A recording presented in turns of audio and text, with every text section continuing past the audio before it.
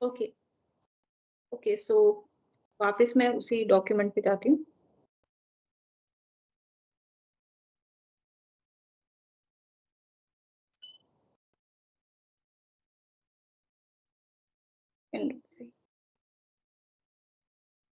Okay, क्वैशिंग, जैसे मैंने आपको कहा कि क्वैशिंग जो है वो सेट असाइड करना, कब कोई भी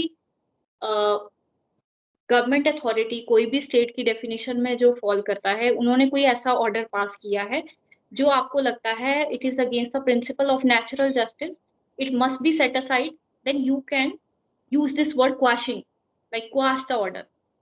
You can ask the court to quash this order because this order is against the principle of natural justice, or this order is null and void, arbitrary, जो भी रहेगा, right? Mandamus.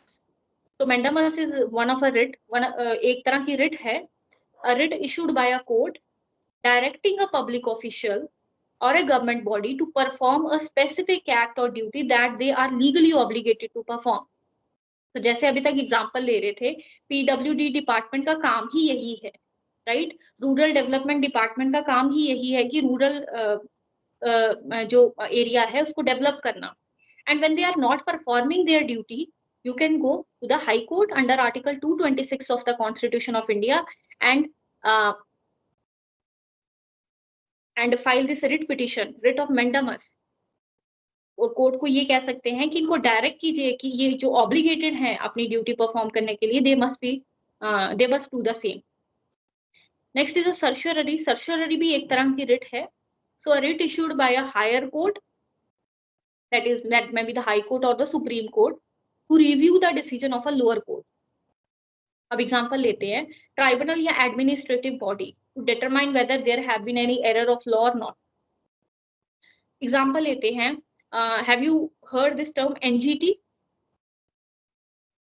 Yes, ma'am. NGT, National Green NGT, Tribunal. yes, National Green tribunal, Tribunal. बिल्कुल। NGT कहाँ? New Delhi में है, ठीक है ना? एनजीटी हो गया, एनसीडब्ल्यू हो गया, national commission for women, NCPCR हो गया, national commission for protection of child right, ये हो गया, चीफ इंफॉर्मेशन कमीशन हो गया, सीईसी। ऐसे बहुत सारे कमीशंस होते हैं, बहुत सारी ट्राइब्यूनल्स होती हैं, लोअर कोर्ट्स होती हैं। जब भी इनके डिसीजन में कहीं भी आपको लगे कि एरर ऑफ लॉ है, not the error of facts but error of law, so you can challenge that order through the writ of certiorari before the high court. Suppose करते हैं आपने एक एनजीटी में केस फाइल किया एक environment issue को लेके, ठीक है? उन्होंने जो ऑर्डर दिया, जो जजमेंट दी, वो डिसीजन आपको लग रहा है कि यहाँ पे तो एरर ऑफ लॉ है, मतलब it may must be against the law, कोई क्लैश कर रहा है कोई लीगल पॉइंट से, तो you can challenge that order before your high court or before the Supreme Court. That is through the writ of certiorari. Prohibition. Prohibition भी एक writ है, a writ issued by the High Court to prevent the lower court or tribunal from exceeding its jurisdiction or acting beyond its legal authority. तो कोई tribunal है, जैसे again NGT ले लेते हैं, या लोअर कोर्ट है, सपोज करते हैं सेशन कोर्ट है, या मजिस्ट्रेट कोर्ट है। मजिस्ट्रेट कोर्ट के पास, अगर मैं आप लोगों से पूछूं, मजिस्ट्रेट कोर्ट के पास कितने तक की पनिशमेंट के ऑफेंसेस का ट्रायल का पावर है फर्स्ट क्लास जुडिशियल मजिस्ट्रेट के पास? एनीवन?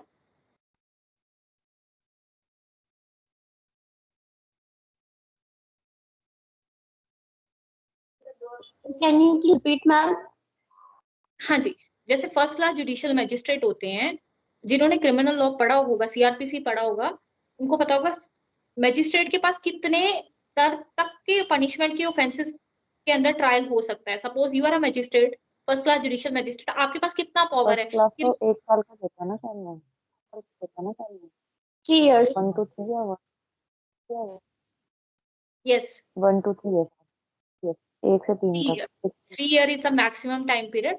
अब वो ऐसे ऑफेंस का ट्रायल चला रहा है मजिस्ट्रेट, जो कि 7 साल तक की पनिशमेंट को डील करता है, तो मतलब कि बियॉन्ड इट्स अथॉरिटी ना, it is acting beyond its legal authority, तो you can prohibit him by filing a writ of prohibition before the high court, कि direct this magistrate to prohibit this magistrate to exceeding its jurisdiction, because उसके पास power ही नहीं है 7 साल तक की punishment वाले offences को ट्रायल चलाने की अपने कोर्ट में।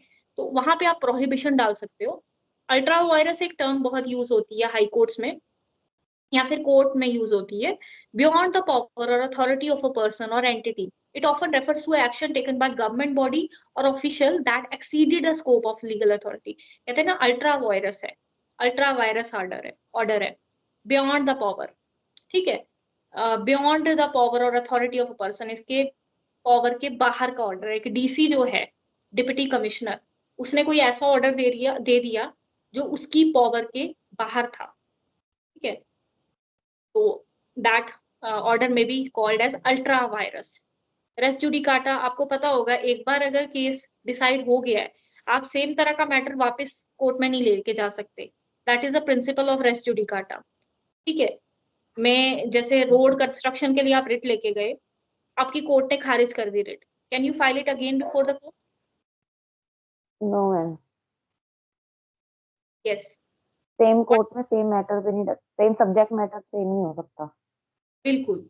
अब सेम कोर्ट में आप अपील लेके जा सकते हो, हाई कोर्ट के ऑर्डर को चैलेंज करके सुप्रीम कोर्ट लेके जा सकते हो, बट अगेन आप फिर से रिट हाई कोर्ट में नहीं फाइल कर सकते, क्योंकि रेस जुडिकाटा आपको रोक देगा। प्रिंसिपल ऑफ रेस जुडिकाटा कहता है कि a legal doctrine that prevents the same issue or claim from being relitigated between the same parties once it has been conclusively decided by the court. So High Court has already decided that and dismiss your petition. Now you are again filing it. No, you cannot. ठीक है, you can file an appeal before the Supreme Court but not the same matter before the same High Court. ठीक है। Estoppel, कितने terms हैं ये, आपको समझ आ रही है ना? यहाँ तक बोरिंग तो नहीं हो रहा? नो नो मैम, समझ आ रहा है, मजा आ No, रहा है। ma'am. एक दो स्टूडेंट को ही बोरिंग नहीं लग रहा है, बाकी सबको बोरिंग लग रहा है? प्लीज टेल मी, ज्यादा डीप स्टडी तो नहीं हो रहा है? मजा आ मतलब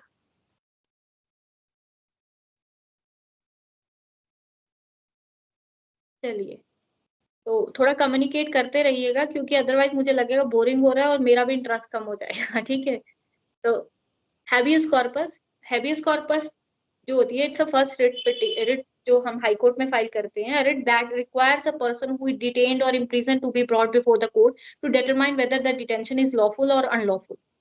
अब सपोज करते हैं a police person has detained a person, एक पुलिस पर्सन ने, एसएचओ ने एक पर्सन को डिटेन कर दिया without any warrant, without any FIR, that would be termed as an unlawful detention.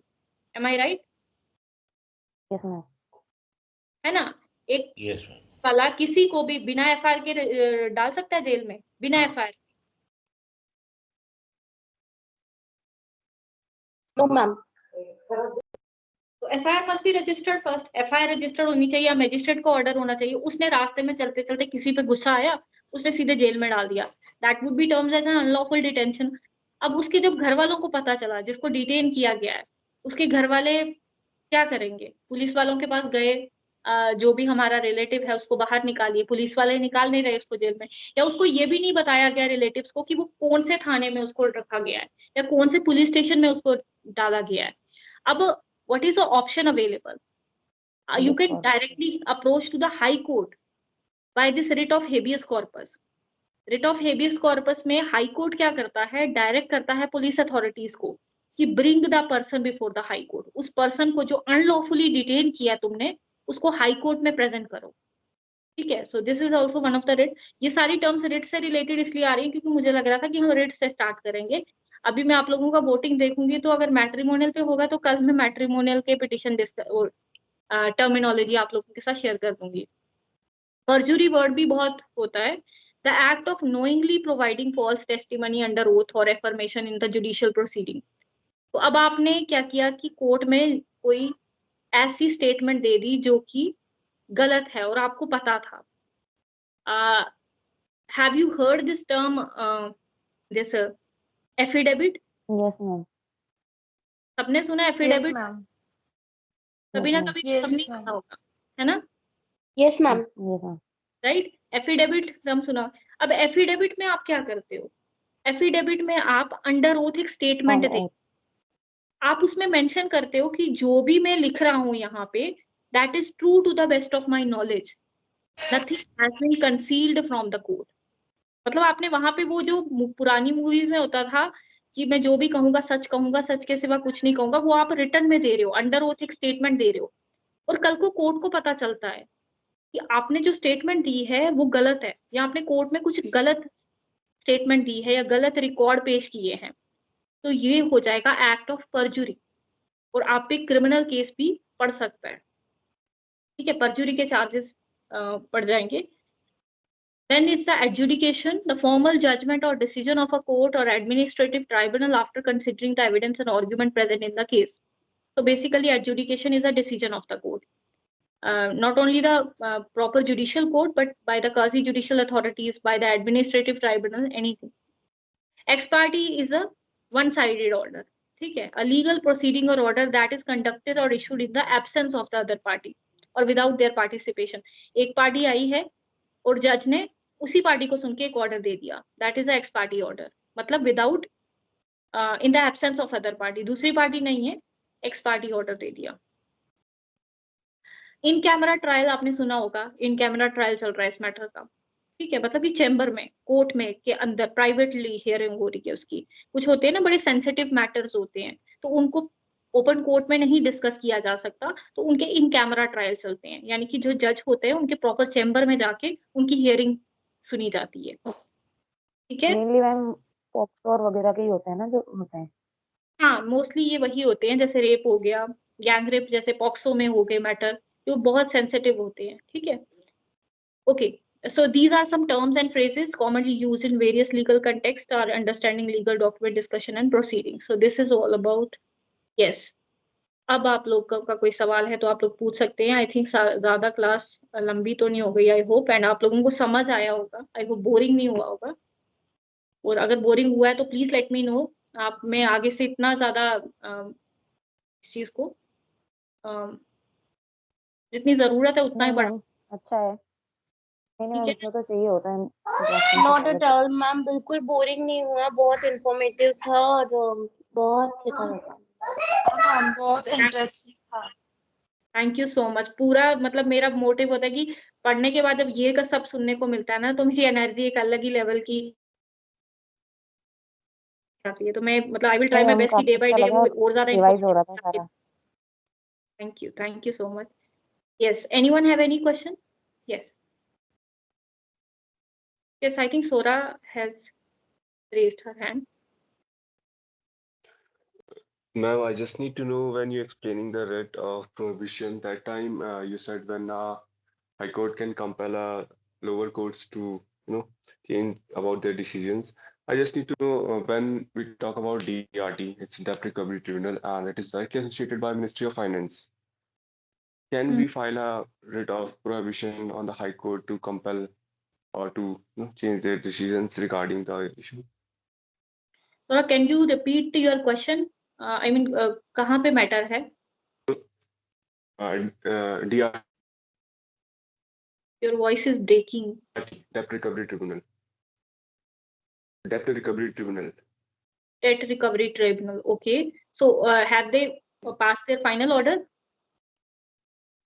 Not yet. Okay. So, why you want to prohibit them? I mean, is there any legal argument for the same? आप क्यों कह रहे हैं कि prohibition चाहिए आपको? नहीं, क्या उसके लिए हम तब भी रेट फाइनेंस कर सकते हैं, क्योंकि वो तो मिनिस्ट्री ऑफ फाइनेंस से गवर्न होता है सीधे, जो प्रिसाइडिंग ऑफिसर रहता है डीआरटी में, ओके, वो तो सीधे मिनिस्ट्री ऑफ फाइनेंस से बैठते हैं। तो क्या हम उसके लिए हाई कोर्ट जा सकते हैं? बिल्कुल जा सकते हैं। अगर वो एप्रोप्रिएट फोरम नहीं है जहां पे मैटर चल रहा है, और एप्रोप्रिएट फोरम कोई और है, तो डेफिनेटली आप उसको चैलेंज कर सकते हो हाई कोर्ट में। प्रोहिबिशन ही डाल सकते हो, prohibition is appropriate writ in this case. हालांकि मुझे अभी आपका क्वेश्चन पीछे पीछे ब्रेक हो गया, पूरा एग्जैक्ट क्वेश्चन और आप बता सकते हैं।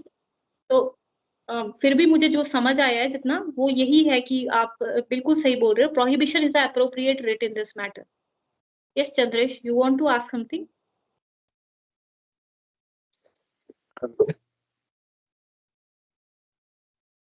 Question is that when you're deciding the matter of means interim relief, Means that interim relief and injunction are same. Okay. Interim relief or injunctions are not same, but injunction is a part of interim relief. Injunction mostly interim relief के तौर पे मांगी जाती है court में, क्योंकि ज्यादातर लोग स्टे ही मांगते हैं कि इस ऑर्डर पे स्टे लगा दिया जाए, इस प्रोसीडिंग पे स्टे लगा दिया जाए। एग्जांपल देती हूँ मैं आपको। एक यूनिवर्सिटी है यहाँ पे, उसके 31 स्टूडेंट्स जो हैं उन पे डिसिप्लिनरी एक्शन लिया गया मिसकंडक्ट के बेसिस पे, ठीक है। मैंने एक हाई कोर्ट में रिट फाइल की उन कुछ स्टूडेंट्स के बिहाफ पे। उन पे क्या हुआ, डिसिप्लिनरी एक्शन को ये लिया गया कि तुम लोगों का जो फाइनल सेमेस्टर है उससे तुम्हें सस्पेंड किया जाता है और तुम्हें एग्जाम देने नहीं दिया जाएगा। अब उसमें जो इंटरिम रिलीफ था वो मैंने ये स्टे ही मांगा था कि उस जो डिसिप्लिनरी ऑर्डर है उसको स्टे लगा दिया जाए। अब क्या होगा जब ऑर्डर पे स्टे लग गया, now whether they can be bar to give examination, order पे ही जब स्टे लग गया उसका फोर्स ही खत्म हो गया।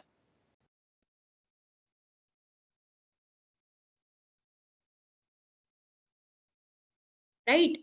तो एक ऑर्डर पे जब स्टे लग जाता है, या इंजंक्शन कहते हैं जिसे हम सिविल सूट्स में, तो इंजंक्शन एक बहुत अच्छा इंटरिम रिलीफ है जहां पे आप सबसे ज्यादा इंजंक्शन ही मांगी जाती है। लेकिन आप कहोगे कि इंटरिम रिलीफ का दूसरा नाम इंजंक्शन है, वो नहीं है। इंटरिम रिलीफ बहुत तरह के हो सकते हैं, लेकिन इंजंक्शन बहुत केसेस में एज इंटरिम रिलीफ क्लेम किया जाता है। ठीक है Chandresh?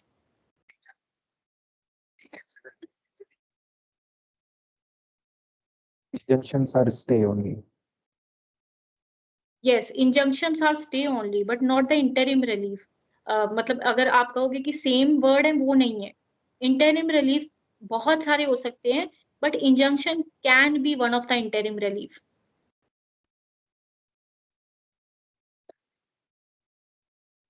Right.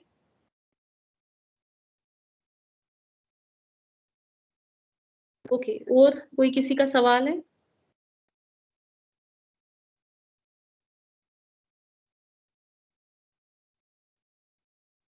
Hello ma'am. Yes Vaishnavi.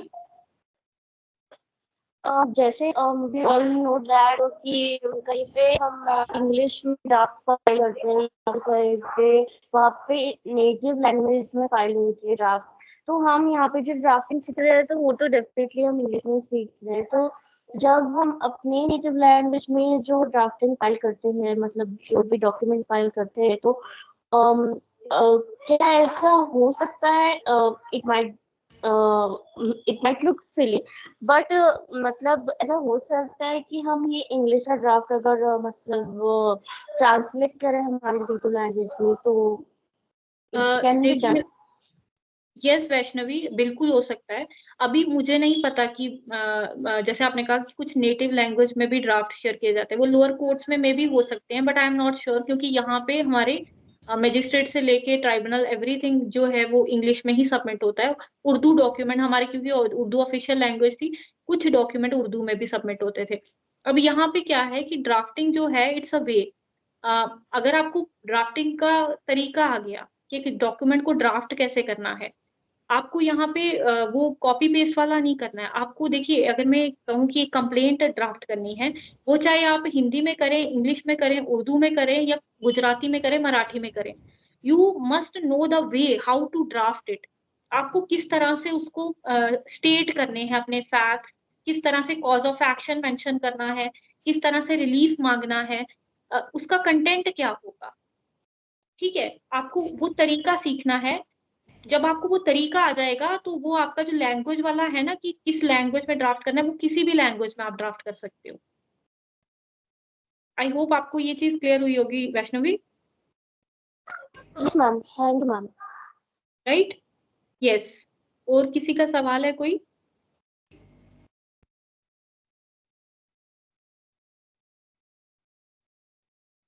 चलिए, जी अशोक सर, आपका कोई सवाल है? नहीं ma'am, thank you, very nice. Thank you so much. Thank you everyone. So I will share this recorded lecture shortly, and मैं वोटिंग आपका देख लेती हूँ। कल छुट्टी रहेगी, टुमारो इज संडे, तो मंडे से हम जो है वो वोटिंग के अकॉर्डिंगली प्रोसीड करेंगे फर्दर। ठीक है, thank you so much. Ma'am, I need to ask a question related to the course. Do we need to maintain a notebook for this all draft? You can, that would be helpful.